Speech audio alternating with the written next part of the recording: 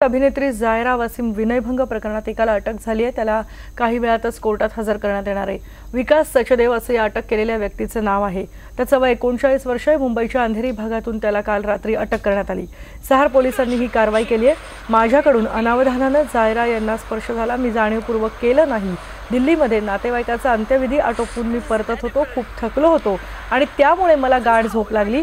झोपेत माझ्याकडून ही चूक झाली असा दावा त्यानं केलाय, पण आमचा या दाव्यावर विश्वास नाही असं पोलिसांनी स्पष्ट केलंय। डीसीपी अनिल कुंभारे यांनी ही माहिती दिली आहे।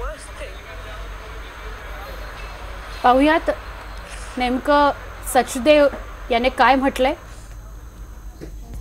माझ्याकडून हे कृत्य अनावधानानं झालं। दिल्लीला मी एका नातेवाईकांच्या अंत्यविधीला गेलेलो होतो। खूप थकल्यामुळे मी प्रवासात पूर्ण वेळ झोपलो होतो। माझ्याकडून अनावधानानं जायराला स्पर्श झाला। माझा असा कोणताही हेतू नव्हता, मी माफी मागतो। विमान कंपनी विस्तारानंही एक नवं निवेदन प्रसिद्ध केलंय।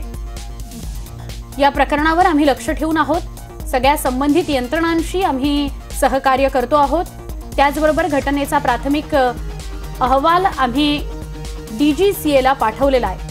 पोलिसांनाही आम्ही सविस्तर माहिती दिलेली आहे। प्रवाशांच्या सुरक्षेची खबरदारी घेणं याला आम्ही सगळ्यात जास्त प्राधान्य देतो, महत्त्व देतो।